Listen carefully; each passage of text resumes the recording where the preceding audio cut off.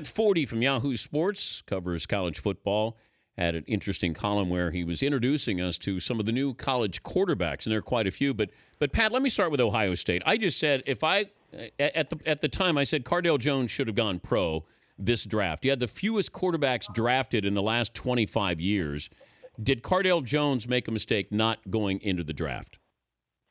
Well, I think we'll find out for sure in a few weeks when we know whether he's sitting on the bench, which I think there's a decent chance he will be. Yeah, I mean, as crazy as it sounds, I think you're right that even off of 3 starts, they were good enough starts. He showed enough that he probably should have gone. As you said, there was a soft draft for quarterbacks, and now he goes back to a situation where I don't think he's the guy that coaches most identify with as their kind of quarterback, as an Urban Meyer guy. That's more J.T. Barrett. Now, they've cleared Braxton Miller out of the way, but there's still no guarantee Cardale Jones is going to win that job. Most interesting quarterbacks coming into this season, where would you start, aside from Ohio State? Outside of Ohio State, I look at Everett Golson at Florida State, formerly at Notre Dame. He's had a incredibly melodramatic career. He is a redshirt freshman, leads Notre Dame to the championship game, and that's after sitting out a year, and then he has the eligibility issue, and he's out, and then he comes back last year, and he looks great, but then he starts throwing interceptions all over, and then he transfers schools.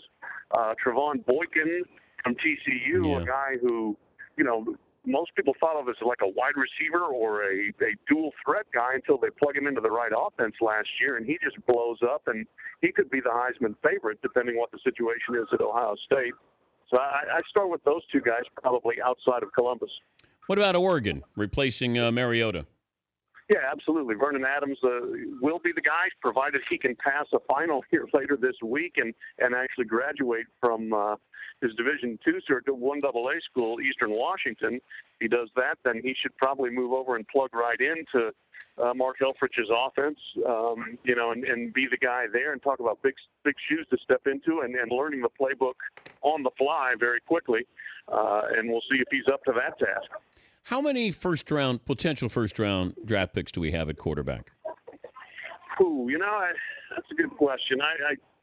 I don't know whether this is a banner year for quarterbacks. There's some guys that actually aren't even on my list that I think have pro potential, like Paxton Lynch at Memphis, 6'7", 250.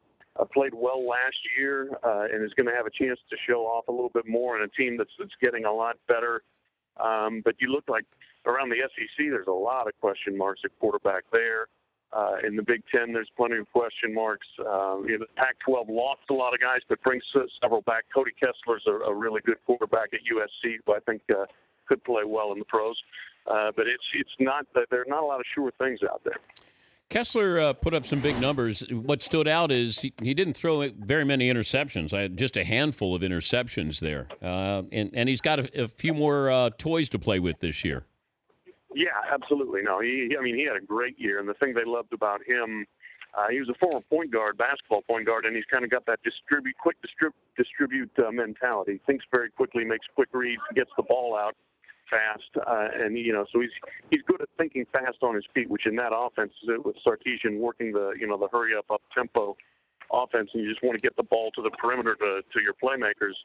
He did really, really well, and he's poised again for a big year there. And this will be, we'll see. USC has been hyped a lot of years since Pete Carroll, and not really lived up to it. And this is another year that's shaping up to it, whether they can live up to the hype. How about non-QB Heisman contenders? I think you start with Ezekiel Elliott at Ohio State. That's the thing with all the talk about the quarterbacks. The main job for that guy is going to be to turn around and hand off. And the way Elliott finished last season was just unbelievable. I mean, he trampled Alabama, trampled Oregon. He was phenomenal. So I think you start with him, and then shoot the best defensive players at Ohio State too. Joey Bosa. Now he hurt himself by being suspended for the first game. But there's a lot of people look at him and say that could be the first player picked in the NFL draft. And there's a lot of good running backs, Dan. Running backs kind of been a devalued position, but in the SEC, you got Derrick Henry, you've got Leonard Fournette at LSU, you got Nick Chubb at Georgia. That is a position I think that really is pretty flush this year. What are the expectations for Jim Harbaugh? I would say certainly probably 8 wins, 7, 8 at least. Winning record, back to a bowl game, a tougher team. I would expect to see that. A more physical team, a team that doesn't fold when things go against them, the way Michigan did so many times under Brady Hoke. There's still, the schedule's not easy, and the team is not exactly classic Michigan talent, but they should be better. Safe travels, Pat. Thanks for joining us. All right. Thank you, Dan. That's Pat Forde, Yahoo Sports.